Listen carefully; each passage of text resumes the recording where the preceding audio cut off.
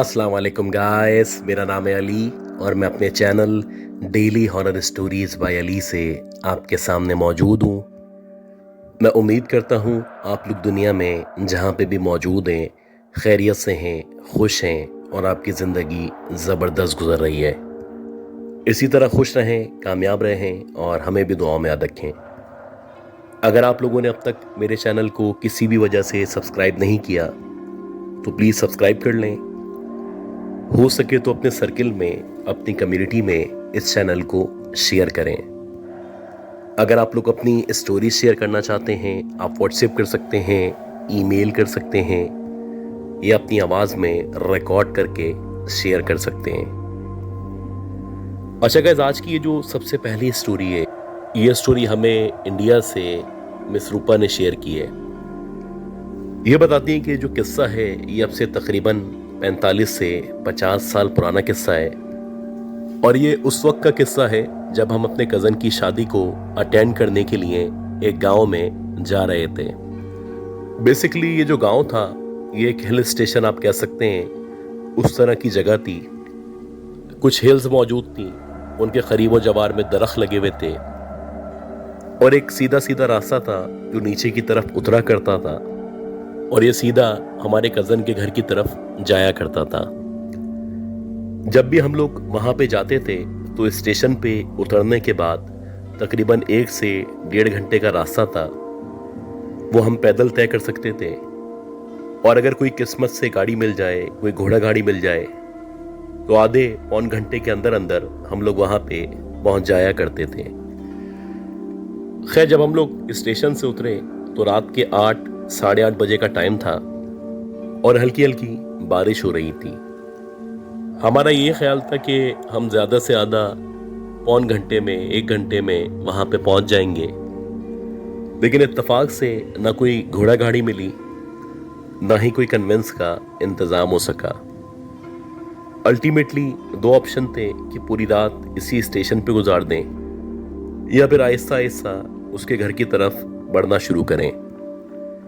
खैर, हम लोगों ने आहिस्ता आहिस्ता उसके घर की तरफ बढ़ना शुरू किया और ये एक कच्चा पक्का रास्ता था जिसमें कुछ पहाड़ी इलाका था, कुछ जंगलात थे और हम लोग मौसम को एंजॉय करते हुए, आपस में मजाक करते हुए आगे बढ़ रहे थे।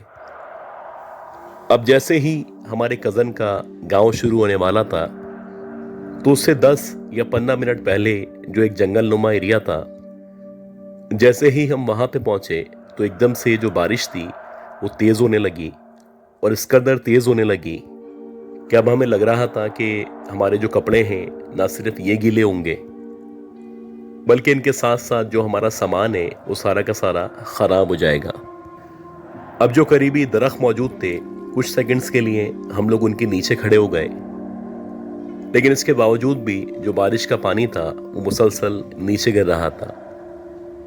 इसी दौरानिये में जो मेरे फादर थे उनकी नज़र सामने की तरफ पड़ी तो उन्होंने देखा कि एक बूढ़ा और एक बुढ़िया एक छोटे से, समझ लें कि आप खैमे नुमा जगह में बैठे हुए हैं और वो जो बूढ़ा है वो मेरे फादर को इशारा कर रहा है कि जैसे वो हम लोगों को अंदर बुलाना चाहता हो। ये जो खैमा था ये बड़ा छोटा सा खैमा था, लेकिन इस वक्त इस शदीद बारिश से बचने के लिए किसी नेमत से कम नहीं था। अब जैसे ही उस बूढ़े शख्स ने हमें हेल्प ऑफर करी तो हम लोग जल्दी से जितने भी घर वाले थे सारे के सारे सामान के हमरा उस खैमे के अंदर जाके बैठ गए। अब जब हम लोग उस खैमे के अंदर जाके बैठे तो वो जो बूढ़ा आदमी था और उसके साथ जो उसकी बीवी मौजूद थी वो बहुत ज़्यादा रहमदिली से, बहुत अच्छे तरीके से हमारे साथ पेश आए और ना सिर्फ हमारे साथ अच्छी तरह मिले बल्कि हमारे लिए उन्होंने चाय बना के भी दी। तकरीबन 1 से 1.5 घंटे तक हम लोग वहाँ पे बैठे रहे और हमारा जो टाइम था बड़ा अच्छा वहाँ पे स्पेंड हुआ। हालांकि इससे पहले भी हम अपने कज़न के गांव में या उसके घर में आते रहते थे, लेकिन इत्तेफाक से कभी भी इस रास्ते में ना हमें खैमा नजर आया था और ना ही इस बूढ़े आदमी को और इस बूढ़ी औरत को हमने कभी नोटिस किया था। जब मेरे फादर ने बातों बातों में इससे पूछा कि आप लोग यहाँ पे कब से आबाद हुए हैं तो जो बूढ़ा शख्स था वो कहने लगा कि हम लोग सालों से यहाँ पे रहा करते हैं, हो सकता है कि इत्तेफाक से आपने हमें कभी नहीं देखा हो। वो जो बूढ़ा शख्स था वो हमारे कज़न के साथ साथ जो हमारे गांव के लोग थे या जितने भी बुजुर्ग थे वो सबको जाना करता था। खैर जैसे ही बारिश कम हुई बल्कि ख़त्म हुई तो हम लोगों ने उस बूढ़े बुढ़िया का शुक्रिया अदा किया और वहां से गांव की तरफ रवाना हो गए। मुश्किल से 20 या 25 मिनट का रास्ता था, ये हमने खैरियत से तय किया। और जब हम अपने कज़न के घर पहुंचे तो एकदम से वो लोग हमें देख के सरप्राइज हो गए। वो बहुत ज़्यादा खुश थे और वो एक्सपेक्ट नहीं कर रहे थे कि हम इतनी बारिश में यहाँ पहुंचेंगे। खैर सलाम दुआ के बाद या हेलो हाय करने के बाद जब हमारी उनसे तफसीली बातचीत हुई तो मेरे फादर ने मेरे कज़न को बताया कि अभी हम लोग जब आ रहे थे तो रास्ते में जंगलों के पास हमें एक खैमा नजर आया था और वहां पे एक बूढ़ा और बुढ़िया मौजूद थे। उन लोगों ने हमारी मदद की थी, वरना हो सकता है कि हमारा सामान तो गीला होता, उसके साथ साथ ये जो सामान है, ये जो कपड़े हैं, ये खराब हो जाते। अब जब मेरे कज़न ने ये बात सुनी तो वो मेरे फादर से पूछने लगा कि आप किस बूढ़े और बुढ़िया की बात कर रहे हैं। मेरे फादर ने उसको इशारों से समझाया कि यहाँ से अगर आप सीधा जाएं तो ये जो पहाड़ मौजूद हैं इनके साथ ही कुछ दरख्त मौजूद हैं, वहाँ पे एक बूढ़ा और बुढ़िया हमें मिले थे। तो हमारा जो कज़न था उसने मज़ीद कोई बात नहीं की और मेरे फादर को और हम लोगों को अजीब सी निगाहों से देखने लगा। कोई ऐसी बात थी जो हमसे छुपाने की या हमें ना बताने की कोशिश कर रहा था। खैर जैसे तैसे ये रात गुजरी और अगले दिन जब हम लोग सो के उठे तो हमारे कज़न के जो फादर थे उससे जब मेरे वालिद साहब की या मेरे फादर की बातचीत हुई तो मेरे फादर ने उनको बताया कि रात में इस तरह से हमारी एक बूढ़े और बुढ़िया ने मदद की थी। ये सुनने के बाद मेरे कज़न के जो फादर थे वो कहने लगे कि एक अजीब सी बात है, अगर मैं आपको बताऊंगा तो हो सकता है आप यकीन ना करें। जब उन्होंने इस तरह से कहा तो मेरे फादर ने उनसे पूछा कि आखिर कौन सी ऐसी बात है जो आप हमें बताना चाहते हैं। उन्होंने बताया कि जिस बूढ़े और बुढ़िया से आप रात में मिले थे या जिन्होंने आपकी मदद की थी और आपको खैमे में रखा था, वो अक्सर लोगों को रात के औकात में यहाँ पे नजर आया करते हैं और ये सिलसिला अब से नहीं, ये सदियों से जारी है। और कहा जाता है कि अब से सालों पहले, सैकड़ों साल पहले एक बूढ़ा आदमी अपनी बीवी के साथ यहाँ पे रहा करता था और इधर ही उनका खैमा मौजूद था और यहाँ रहते रहते ही इन दोनों की डेथ हो गई थी। उसके बाद से अक्सर ये बूढ़ा बूढ़ी मुख्तलिफ मुसाफिरों को नजर आते हैं और मुख्तलिफ तरीके से लोगों की मदद करने की कोशिश किया करते हैं। अब ये बात सुन के जो मेरे फादर थे वो कहने लगे कि शायद हो सकता आप मेरे साथ मजाक कर रहे हो, भला ऐसा कैसे हो सकता है। हम लोग रात को उनके पास गए थे, उनके पास रुके थे, उन्होंने हमें चाय भी पिलाई थी। खैर उसके बाद मेरे कज़न के जो फादर थे वो मेरे फादर के हमरा उस पूरे रास्ते में आए और मेरे फादर ने अपनी आंखों से उस पूरे रास्ते को देखा। उसी जगह जहाँ पे हम रुके थे, जहाँ हमने अपना सामान रखा था और जहाँ पे खैमा मौजूद था, दिन के वक्त में ना वहाँ पे कोई खैमा मौजूद था, ना ही कोई बूढ़ा आदमी और औरत मौजूद थे और ना ही उनकी कोई निशानी मौजूद थी। ये एक इस तरह का वाकया था जो आज भी हमारी फैमिली में सबके सामने डिस्कस किया जाता है और आज भी हम लोग अगर उस टाइम को याद करते हैं तो हमारे रोंगटे खड़े हो जाते हैं कि हम ऐसे लोगों के मेहमान थे जो इस दुनिया से रुखसत हो चुके थे। अच्छा गाइस, आज की ये जो दूसरी स्टोरी है, ये स्टोरी हमें एहसन साहब ने इंटीरियर सिंध से शेयर की है।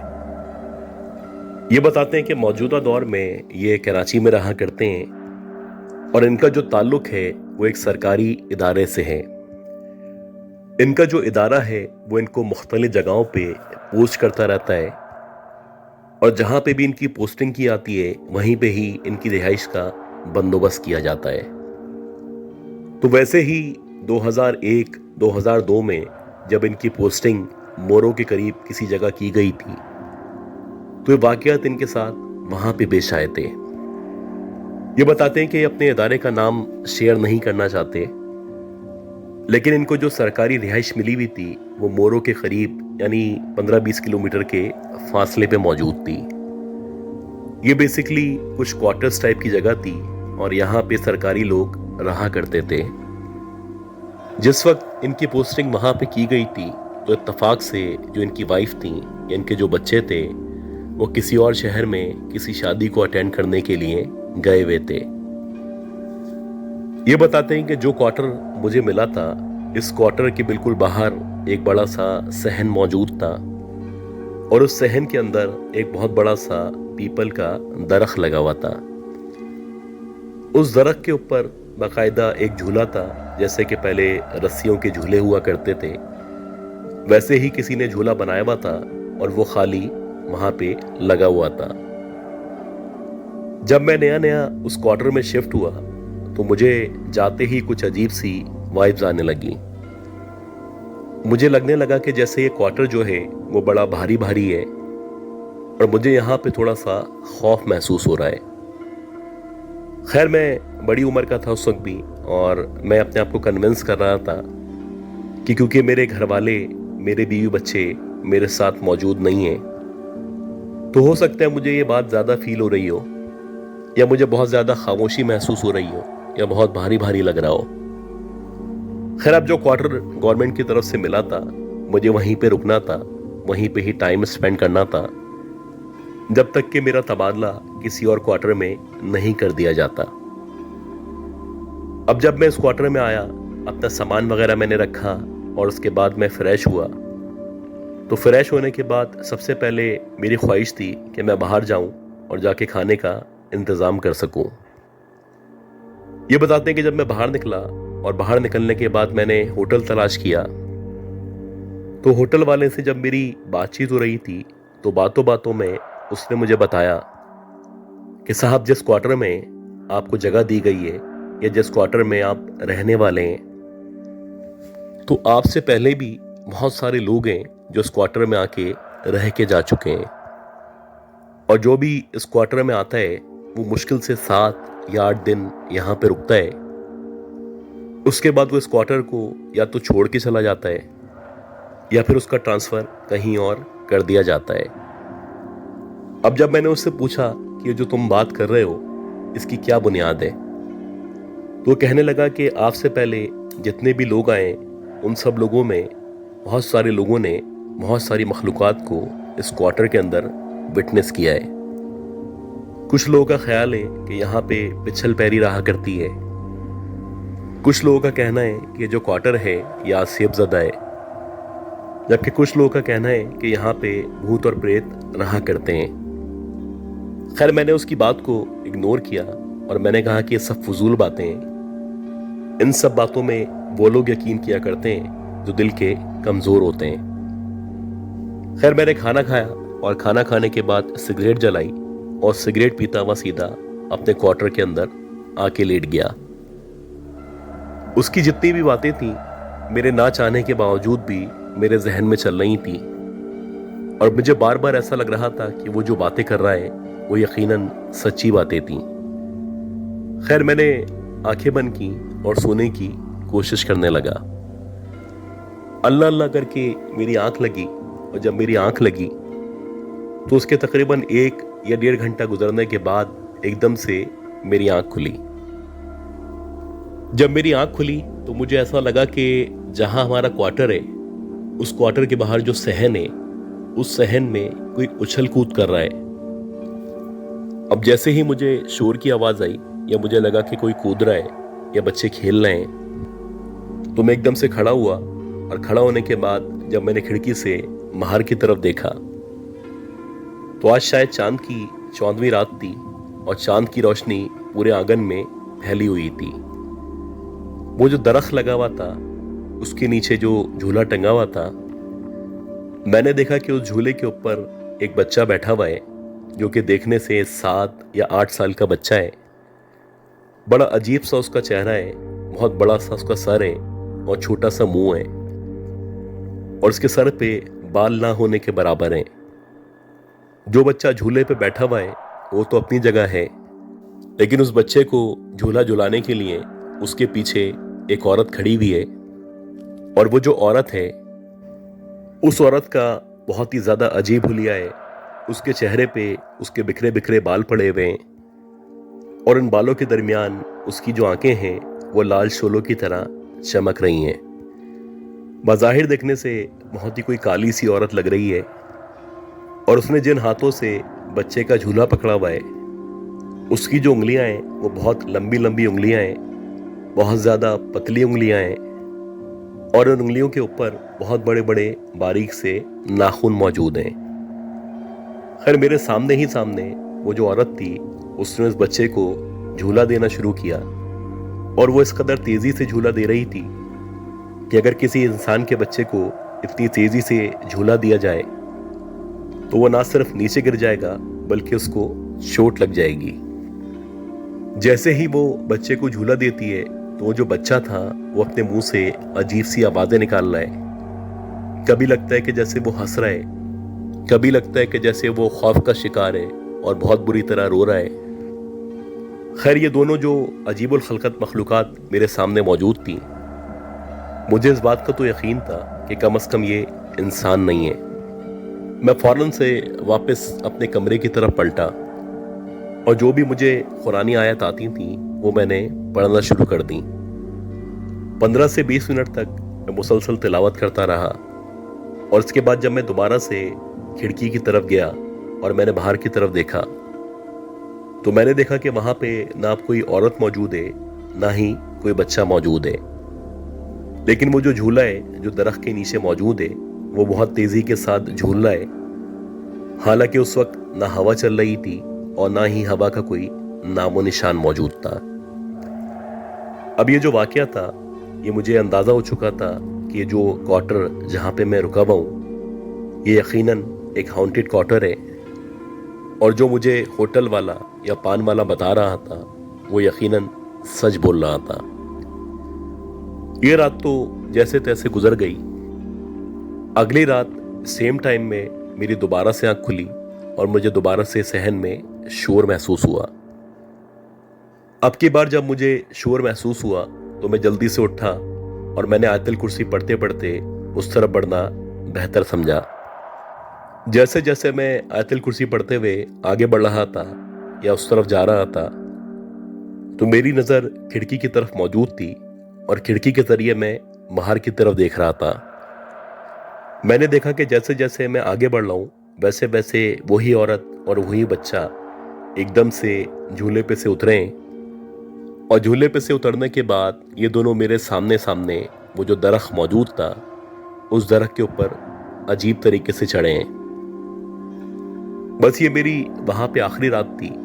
मैंने इस सिचुएशन में उसी वक्त यहां से बाहर निकलना बेहतर समझा और मैं जो भी आयत आती थी उनको पढ़ता हुआ वहां से बाहर निकल आया। बाहर जो कि और दीगर क्वार्टर्स मौजूद थे तो उधर एक जानने वाला भी था। मैं उसके पास गया, उसको मैंने अपने क्वार्टर के बारे में या इन वाकयात के बारे में आगाह किया और उससे मैंने रिक्वेस्ट की कि मुझे आज रात यहाँ पे गुजारने दो। अगली जो भी 2-4 रातें थी वो मैंने उसी के साथ गुजारी और मैंने अपने बीवी बच्चों के आने से पहले पहले इस क्वार्टर को चेंज करके एक घर ले लिया जो किराए का घर था और जब मेरे बीवी बच्चे आए तो मैं इनको लेके वहीं पे ही सेटल हो गया। आज भी कहा जाता है कि उस इलाके में वहां पे बहुत सारे क्वार्टर्स मौजूद हैं और ख़ास तौर पे वो क्वार्टर जिस क्वार्टर के अंदर मैं रुका था वो आज भी वहां पे वैसे ही खाली है। गाइस, उम्मीद करता हूँ ये जो 2 स्टोरीज मैंने शेयर की हैं ये दोनों स्टोरीज आप लोगों को पसंद आई होंगी। अगर आप लोगों को ये स्टोरीज पसंद आई हैं तो प्लीज़ मेरे चैनल को लाइक करें, सब्सक्राइब करें, शेयर करें। दुआ करें कि अल्लाह ताला मुझे, मेरी फैमिली को, हम सबको सेहत दे, ज़िंदगी दे, सलामती दे और कामयाबी दे। अगली अपलोड तक के लिए अपना ख्याल रखिएगा। अल्लाह हाफ़िज़।